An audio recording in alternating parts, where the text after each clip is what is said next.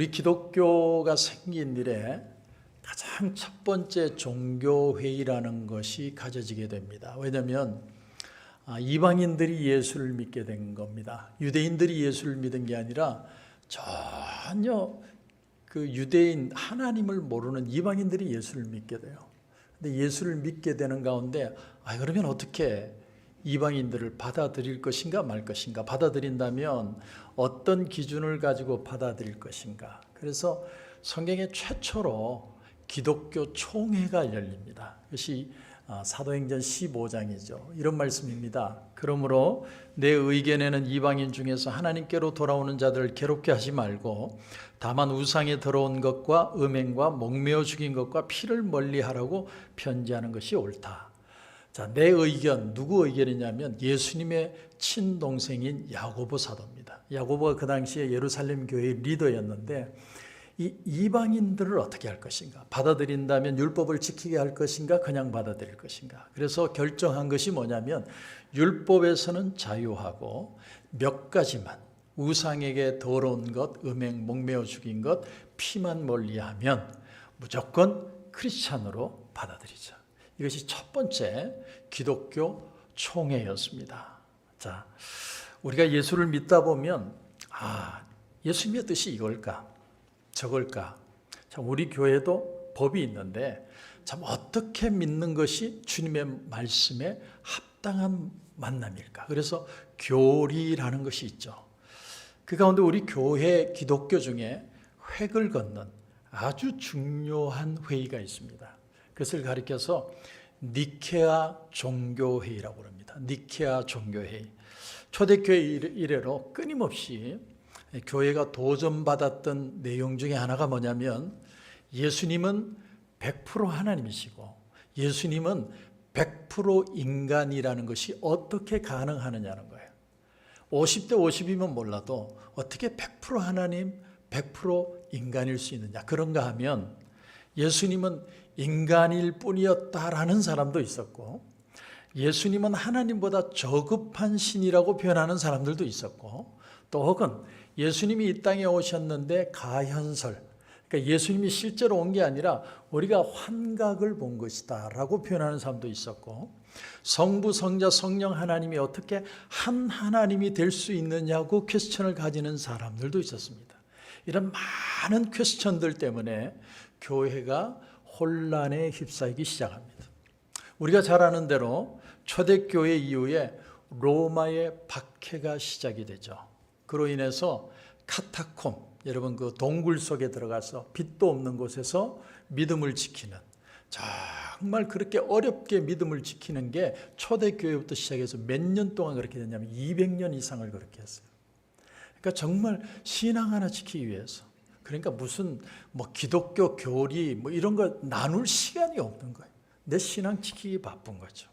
그러다가 기적이 일어납니다.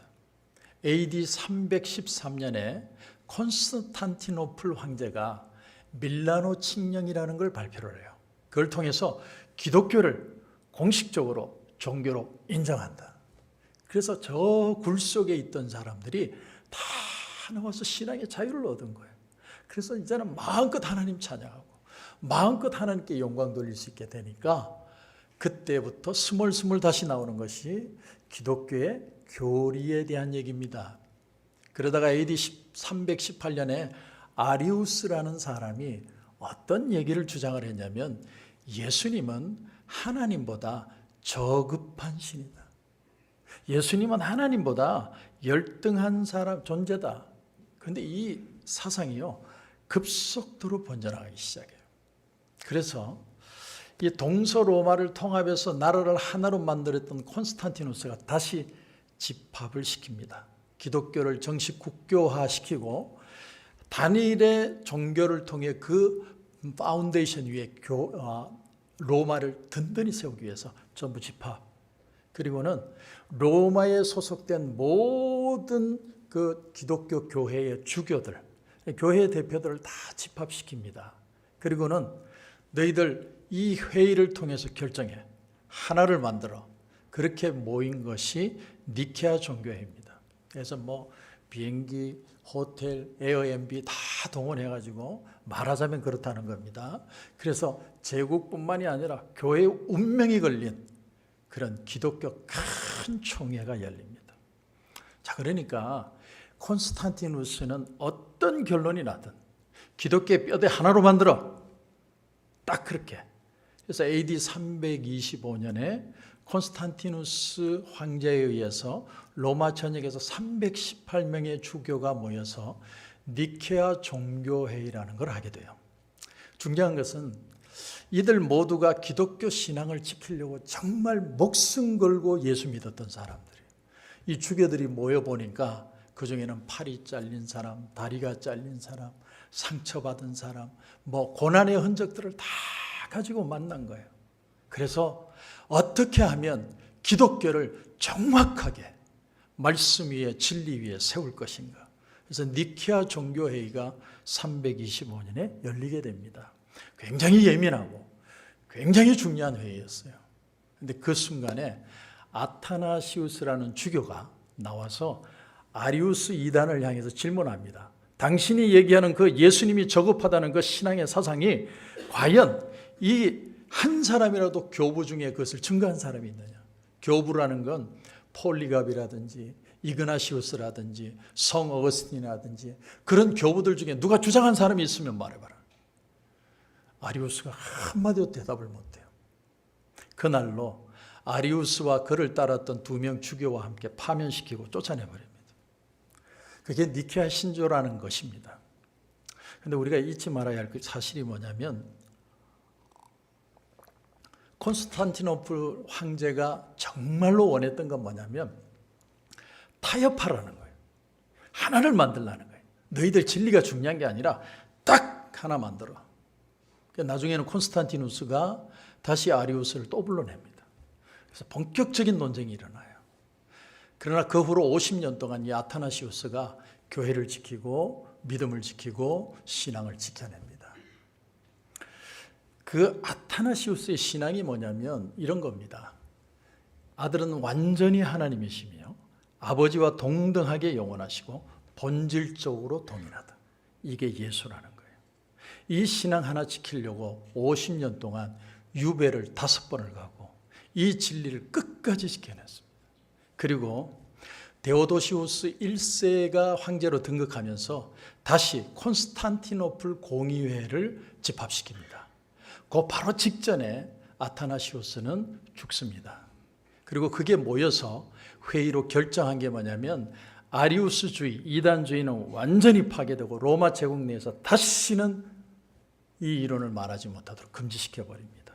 그리고 이때 성부, 성자, 성령 하나님, 삼위일체 하나님에 대한 논리가 잡히게 돼요. 그리고 교회를 니케아 콘스탄티노플 신조에서는 AD 381년에 어떤 결정을 했냐면 교회는 반드시 이 4가지가 있어야 된다. 교회 이 4가지 중에 하나라도 빠지면 그건 교회가 아니다 하고 4가지를 발표를 합니다. 첫째, 하나의 교회, 거룩한 교회, 사도적 교회, 보편적 교회. 4가지 중에 하나라도 빠지면 그건 교회 아니에요. 자, 하나의 교회가 뭘까요? 하나의 교회는요, 에베소서 4장 5절 이하에 보면 주도 한 분이시요 믿음도 하나요 세례도 하나요 하나님도 한 분이시니 곧 만유의 아버지시라. 만유 위에 계시고 만유를 통일하시고 만유 가운데 계시도다. 교회들마다 여러분 어떤 시스템이나 방식이 통일된다는 말이 아니에요. 이 세상에는 수많은 교회가 있고 교단이 있습니다. 그러나 교회는 반드시 한 분, 성부, 성자, 성령 하나님으로 유일신 하나님 사상을 믿는 것만 교회로 받아들인다는 거예요. 반드시 하나 된 교회. 세 분이 다 위격, 같은 위격을 가지신 한 하나님이시라는 거예요. 두 번째는 뭐냐면 거룩한 교회입니다. 교회의 주인 되시는 예수님이 거룩하시고 그 예수님이 십자가에 대해 죽으심으로 그 예수 그리스도를 믿는 자마다 거룩한 무리로 부름받은 공동체가 교회라는 거예요.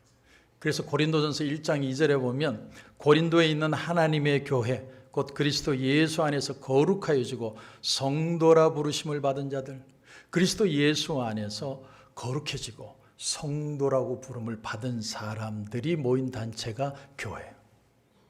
그러니까 여러분, 장로님, 권사님 소리 듣는 것보다 더 귀한 것이 성도라는 소리를 듣는 거예요. 여러분, 이것이 교회의 가장 중요한 원칙입니다.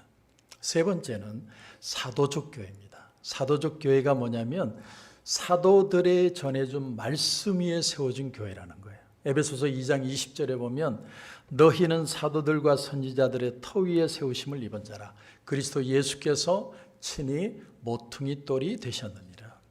사도들과 선지자들의 터 위에라는 것은 그들이 말한 메시지 위에 세워졌다는 거예요. 그들이 말한 메시지가 뭐예요? 주는 우리를 위해, 인간의 죄를 위해 이 땅에 오시고 십자가에 달려 죽으시고 부활하셨다.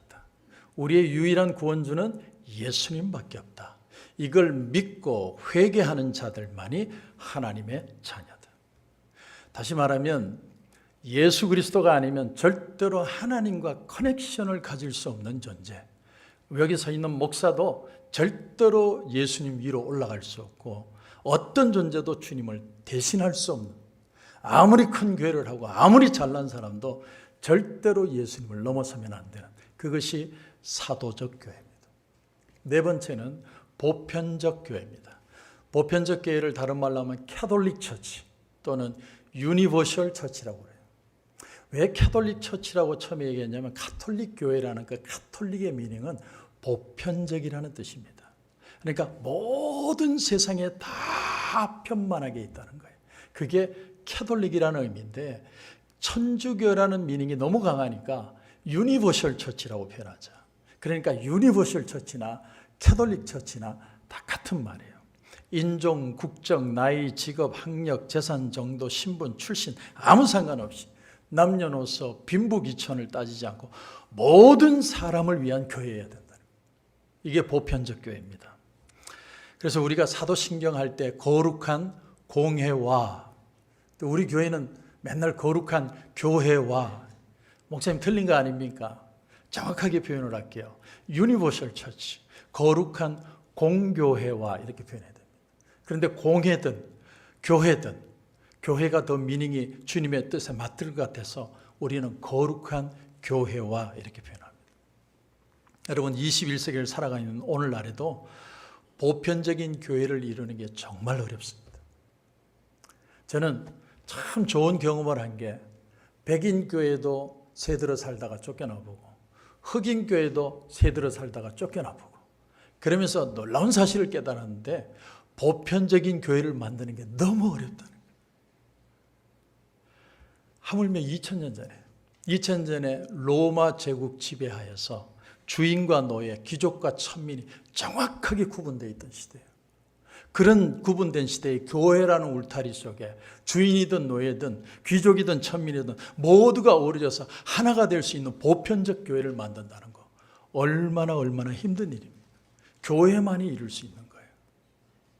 자, 그런데 이제 오늘 말씀의 중요한 1절로 와서 우리 같이 한번 읽겠습니다. 시작. 안디옥 교회에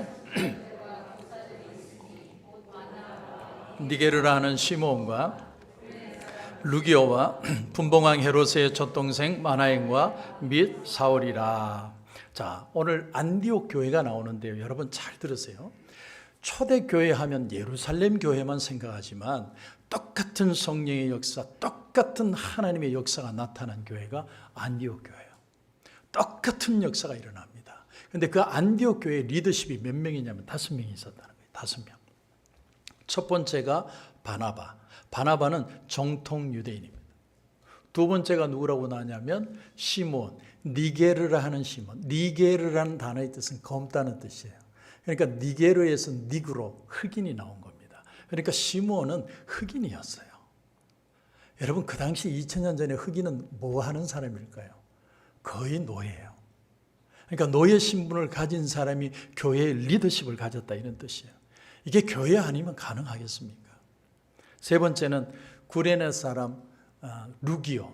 구레네는 지금의 리비아입니다. 근데 이 사람에 대해서는 신분이든 출신이든 나이든 아무것도 나오지 않아요. 그냥 이방 무명의 이방인이었는데 리더가 됐습니다. 또 하나는 분봉왕 헤롯의 젖동생 마나엔. 자, 분봉왕 헤롯이 누구냐면 헤롯이 4명이 있는데 그 중에 헤롯 안티파스입니다. 헤롯 안티파스는 무슨 짓을 했냐면 세례 요한의 목을 자른 사람이에요. 그 사람의 형제가 마나엔이에요. 그러니까 여러분 한번 생각해 보십시오. 이 젖동생이라는 단어가 신드로포스라는 헬라어인데 이 뜻은요, 엄마 젖을 같이 빨면서 자란 형제라는 뜻도 있지만 가장 친한 중마고우라는 뜻도 있어요. 왕자들은 어릴 때부터 그냥 자라는 게 아니라 주변의 왕자들이나 아니면 친한 아이들과 같이 자라도록 했습니다. 그 중에 한 사람이 마나엔이라는 거예요. 그러니까 마나엔은 왕족입니다. 모세와 바로가 같이 자란 것처럼 마나엔이라는 사람은 분방왕 헤롯과 같이 왕자 시절을 보낸 사람이에요. 그러니까 형 동생 하는 사이였다라는 거예요. 2000년 전에요. 여러분 로마의 지배하에 이 헤롯가에 있는 사람들은 유대인들은 어떻게 생각하냐면 무조건 증오와 타파의 대상이에요. 그 사람이 아무리 착해도 저 사람은 안 돼. 우리 민족을 피 빨아먹는 나쁜 놈들이야. 그런데 그 중에 한 사람이 누구냐면 마나엔이에요. 그 사람이 리더가 됐습니다. 마나엔이라는 단어의 뜻은 위로자라는 뜻입니다. 바나바가 위로의 아들이라는 뜻이죠. 한 사람은 자라서 세례 요한의 목을 쳤던 나쁜 왕이 되었는데 헤롯 안티파가 됐는데 한 사람은 자라서 온 교회를 위로하는 위로자가 되었습니다. 그리고 마지막 인물이 바로 다메섹 도상에서 예수님을 만난 사울입니다. 사울은 지성인이었어요. 여러분 정말 똑똑한 지성인은요 날카롭습니다. 그런데 사울은 더 날카로운 사람이에요. 사울은 바울의 옛 이름으로 교회와 그리스도인들을 짓밟았던 정말 불편한, 받아들이기 싫은 사람. 그런데 이 5사람이 안디옥 교회 리더였어요. 여러분 달라도 너무 다른 사람들 아닙니까? 얼마나 버라이티합니까? 이런 사람들이 교회 리더가 되면 그 교회가 어떻게 되겠습니까? 정말 심각한. 그런데 그 다양함을 통해 안디옥이라는 교회가 만들어졌어요. 여러분 예수님의 제자들 중에 보면 셀로딘 시몬이라는 사람이 나옵니다. 셀롯이라는 단어의 뜻이 뭐냐면 독립투사라는 뜻이에요. 로마를 뒤집어서 나라의 독립을 회복하자고 독립투사의 운동을 한 사람이 바로 셀로딘 시몬입니다. 우리나라의 도산 안창호 선생님 같은 사람이에요. 그런가 하면 백성의 피를 빨아먹는 예수님의 제자 중에 세리 마태가 있었습니다. 우리나라로 치면 이완용 같은 사람이에요. 여러분 예수님의 제자 중에 하나는 독립투사고 하나는 세리고 백성의 피를 빨아먹고 얼마나 막 눈에 막 핏발을 써서 둘이 째려봤을 거예요. 그게 예수님 제자들이에요. 여러분 그러나 그들이 오순절 마가의 다락방에서 성령 받고 난 뒤에 그들은 뒤집어집니다. 성령 안에서 그들은 정말로 하나 되고 그들은 나가서 복음을 전하고 순교할 때 같이 죽어요. 누가 그렇게 만들었을까요? 예수가 아니면 일어날 수 없는 일. 안디옥 교회도 이렇게 너무나 다른 사람들이 리더십을 가질 수 있는 유일한 이유가 뭡니까? 예수님이 그 교회의 주인이시기 때문에. 그리스도인들을 색출해서 연행해서 투옥시키기 위해서 다메섹 원정에 나섰던 사울이 해보다도 더 밝은 빛 속에서 그만 눈이 멀어가지고 장님이 됐는데 어느 날 아나니아라는 사람이 기도하는 가운데 환상 가운데 주님이 말씀하십니다. 아나니아야 네가 가서 사울에게 한수해서 그 눈을 뜨게 해라. 그때 아나니아가 예 할렐루야 그런 게 아니고요. 예수님 그 인간은 안 됩니다. 절대로 안 됩니다. 그런 사람 교회 들어오면요 정말로 안 됩니다. 그때 예수님이 뭐라고 얘기하신 줄 아세요? 주께서 이르시되 가라 이 사람은 내 이름을 이방인과 임금들과 이스라엘 자손들에게 전하기 위하여 택한 나의 그릇이라. 아나니아가 알고 있는 바울은요 폭도예요. 폭도. 정말 이 세상에 존재하면 안 되는 사람. 근데 예수님이 난수해. 성령이 감동을 하니까 그 마음의 것을 받아들이고 죽이고 싶은 사울의 머리에 손을 얹어서 안수해서 그 눈을 뜨게 만들어줍니다. 여러분 여기서 그치지 않았어요. 그런 사랑과 그런 은혜를 경험했던 바울이 어디로 가냐면 안디옥 교회로 갑니다. 그래서 안디옥 전통 유대인인 바나바, 흑인 노예 출신 시므온, 무명의 이방인 루기오, 그리고 매국노 마나엔, 그들과 하나를 이루어요. 누구 때문에? 예수님 때문에. 예수님 때문에. 중요한 사실은 교회가 보편적인 교회가 될 때에만 교회는 진짜로 하나의 교회, 거룩한 교회, 사도적 교회가 될 수 있습니다. 보편적 교회를 이루지 않으면요, 하나님의 사명을 감당하는 교회가 못 됩니다. 저는 이 본문을 질문하며 참 불편했습니다. 왜냐하면 내가 이 말을 할 수 있는 사람일까? 우리 교회는 보편적 교회일까요? 우리 교회는 주님이 보시기에 누구든 다 받아들이는 교회입니까?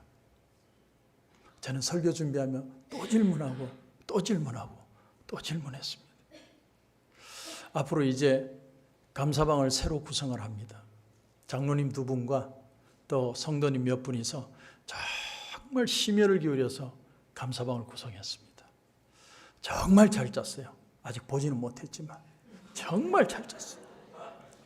나는 무조건 잘 짰을 것 같아. 목자, 부목자도 이런 분이 하면 좋겠다. 보지는 않았지만 정말 잘 뽑았어요. 그런데 감사방 짤 때마다 너무나 힘든 게 있어요. 그게 뭐냐면 이 사람하고 붙여주세요. 그거는요, 예수님이 와서 짜도 안 됩니다. 우리는 오늘도 사도신경으로요, 성령을 믿사오며 거룩한 교회와 보편적인 교회라고 신앙 고백을 했어요. 그런 교회를 만들어야 돼요. 목숨을 걸고 그 교회를 지켜야 돼요. 그게 아니면 주님의 교회가 아니에요. 사도행전 11장 21절 19절 이하에 보면 그때 스데반의 일로 일어난 환란으로 말미암아 흩어진 자들이 베니게와 구브로와 안디옥까지 이르러 유대인에게만 말씀을 전하는데 그 중에 구브로와 구레네 몇 사람이 안디옥에 이르러 헬라인에게도 말하여 주 예수를 전파하니 주의 손이 그들과 함께 하심에 수많은 사람들이 믿고 주께 돌아오더라. 여러분, 우리가 잘 아는 바나바는 설교를 잘했습니다. 굉장히 인덕도 좋은 목회자예요. 그런데 자기 혼자 감당이 안 돼. 너무 많이 오니까. 그런데 그때 누가 생각이 나느냐? 저 예수 믿는 사람 감옥에 가두는 저 역적 사울이 생각났어요. 그래서 사울의 고향 다소로 가서 그를 픽업해서 데리고 옵니다. 바울은 지난주에 제가 말씀드린 것처럼 3년의 아라바 광야 생활과 다소에서 10년을 13년 동안 아무도 불러주지 않으면 그렇게 살다가 죽을 사람이었는데 바나바가 픽업해서 하나님의 귀한 교회를 이루고 안디옥 교회라는 큰 공동의 동역 사역을 감당하게 되었습니다. 여러분, 이게 교회예요. 교회는 이런 게 교회예요. 그렇다면 보편적 교회, 부흥하는 교회가 다음 단계로 교회가 할 일이 뭘까요? 우리가 지난주에도 정자를요, 끌어내는 걸 뭐라고 그러죠? 끌개를 가지고 막 끌어내고 손발 다 까져가면서 끌어내고요. 지붕 위에 낙엽 다 치우고 그거 가지 다 치게 하고, 그 다음에 창고에 또 정리의 여왕이라는 분이 있어가지고 창고 싹 다 정리해요. 근데 그것도 교회 일이지만 중요하지만 영적으로 우리가 어떻게 교회를 교회되게 단단하게 할 수 있을까? 주님이 우리에게 주시는 미션이 뭘까? 2절입니다. 2절 우리 같이 읽겠습니다. 시작. 주를 섬겨 금식할 때에 성령이 사울을 따로 세우라 하시니 이에 금식하며 기도하고 두 사람에게 안수하여 보내니라. 아멘. 여기서 우선 깨닫는 사실은 뭐냐면 진짜 교회는요, 흘러가는 교회예요. 흘러간다는 말은 생명이 있다는 거예요. 꿈틀꿈틀거린다는 거예요. 꿈틀꿈틀거리는 교회는 반드시 흘러가게 돼 있어요. 우리 교회의 표가 뭡니까? 하나님의 은혜와 말씀의 능력이 차고 넘쳐 흘러가게 해 주십시오. 이게 생명이에요. 이 생명이 없으면 교회는 화석화돼요. 굳어버려요. 아무것도 아니에요. 죽은 교회가 되는 거예요. 저는 우리 교회가 죽은 교회가 안 되었으면 좋겠어요. 살아있는 교회, 건강한 교회, 주님의 미션을 감당하는 교회, 그런 교회가 되기 위해서 오늘 2절이 주는 또 하나의 도전은 금식하며 기도했다는 거예요. 여러분, 교회는 기도하는 곳입니다. 교회의 기도가 끊어지면요, 그 교회는 죽은 교회. 교회는 반드시 기도가 있어요.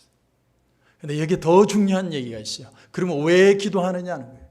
기도하는 목적이 뭐냐는 거예요. 기도의 목적은 하나님의 뜻을 구하기 위해서입니다. 여러분, 우리가 교회가 해야 될 가장 중요한 일이 뭔 줄 아세요? 기도하는 겁니다. 기도 왜 합니까? 하나님의 뜻을 구하기 위해서. 어떤 일을 만나도 우리는 손잡고 무릎 꿇어야 돼요. 인간의 머리로 해결하는 거 아니에요. 주님, 우리에게 말씀하여 주옵소서. 주님이 기뻐하시는 교회, 주님이 만지시는 교회, 주님이 정말 마음껏 사용할 수 있는 그런 교회가 되게 하여 주시옵소서. 그게 보편적 교회입니다. 그렇다면 하나님의 뜻이 뭘까요? 하나님이 우리에게 보여주시는 기도를 통해서 깨닫게 하시는 내용이 뭘까요? 그 말씀이 요한일서 4장 10절부터의 말씀입니다. 같이 한번 읽겠습니다. 사랑은 여기 있으니 우리가 하나님을 사랑한 것이 아니요 하나님이 우리를 사랑하사 우리 죄를 속하기 위하여 화목제물로 그 아들을 보내셨습니다. 사랑하는 자들아, 하나님이 이같이 우리를 사랑하셨은즉 우리도 서로 사랑하는 것이 마땅하도다. 어느 때나 하나님을 본 사람이 없을 때 만일 우리가 서로 사랑하면 하나님이 우리 안에 거하시고 그의 사랑이 우리 안에 온전히 이루어지느니라. 아멘. 기도하는 궁극적인 이유가 뭐라고요? 사랑하기 위해서요. 첫 번째로 기도를 하면 어떤 일이 일어나냐면 하나님의 사랑을 깨닫게 돼요. 여러분, 정말 기도 한번 깊이 해보셨습니까? 하나님이 나 같은 인간을 왜 사랑하는지 몰라요. 너무 감격스럽고 이해가 안 돼요. 백 목사가 왜 여기 서서 설교를 할 자격이 있는지 이해가 안 돼요. 하나님의 사랑이에요. 기도를 하면 반드시 하나님 그걸 깨닫게 하십니다. 또 하나는 이 사랑은 흘러가게 만듭니다. 하나님의 사랑을 경험하면 그 사랑은 반드시 흘러갑니다. 오늘 3절을 보면 이에 금식하며 기도하고 두 사람에게 안수하여 보내니라 이렇게 표현합니다. 보낸다는 단어가 아폴리오라는 헬라어인데 그 뜻이 뭐냐면 풀어준다 이런 뜻이에요. 자유케 한다 이런 뜻입니다. 내 생각과 내 틀 속에서 절대로 놓을 수 없는 걸 놓아준다는 거예요. 놓아줘야 하나님의 사랑이 흘러간다는 거예요. 그랬더니 어떤 일이 일어납니까? 4절에 보니까 두 사람이 성령의 보내심을 받아 실루기아에 내려가 거기서 배 타고 구브로로 갔더라. 잘 보세요. 순서가 뭐냐면 우리의 마음 속에서 우리의 생각 속에서 놓아주니까 성령의 보내시는 역사가 일어나기 시작합니다. 우리 마음에서 풀어놓지 않으면 성령은 역사하지 않습니다. 이게 성령의 원리예요. 예수님이 나사로를 무덤에서 나오라고 하신 뒤에 뭐라고 얘기하시냐면 죽은 자가 수족을 배로 동인 채로 나오는데 그 얼굴은 수건에 쌓였더라. 예수께서 이르시되 풀어놓아 다니게 하라. 예수님이 살려는 주셨는데 푸는 건 니들이 해. 니들이 풀어야 자유롭게 다닐 수 있어. 나사로를 풀어줍니다. 나사로가 자유롭게 진짜 살아난 사람이 되었습니다. 여러분, 사랑은 이런 거예요. 사랑은요, 잘 들으세요. 본래 사람의 것이 아니에요. 사람은 날 때부터요 모두가 다 이기적이에요. 자기밖에 몰라요. 그래서 누가 오신 줄 아세요? 예수님이 오신 거예요. 예수님이 하나님의 사랑과 생명을 우리에게 주시기 위해서 오신 거예요. 그래서 그 사랑과 생명이 우리 속에 들어오면 우리는 사랑하게 되는 거예요. 여러분, 절대 내 힘으로 사랑할 수 있는 게 아니에요. 여러분의 가정, 여러분의 직업, 우리 교회, 정말 사랑은 어떻게 하는 건 줄 아세요? 하나님의 사랑이 흘러 들어와야 돼요. 그래서 기도하는 거예요. 저는 이 코로나 감사교회를 하면서 수없이 저 자신에게 질문해요. 나는 도대체 왜 여기에 있는가? 난 도대체 지금 무엇을 해야 되는가? 답은 하나예요. 하나님의 사랑. 그 사랑만 흘러가게 해야 된다. 나는 정말 하나님의 사랑을 알고 있을까? 나는 그 사랑을 정말 흘려보내고 있을까? 풀어내고 있을까? 저와 여러분의 질문도 딱 하나만 돼야 됩니다. 우리 교회가 하나님이 기뻐하시는 성령이 역사하시는 보편적인 교회가 되려면 하나님의 사랑을 느껴야 되고요. 기도해야 되고 그 사랑은 반드시 흘러가야 돼요. 흘러가지 않으면 그 교회는 죽어요. 죽어요. 죽어요. 이게 보편적 교회고 주님이 사용하시는 교회입니다. 그런 교회가 우리 교회가 될 수 있기를 주님의 이름으로 축원합니다. 기도하겠습니다.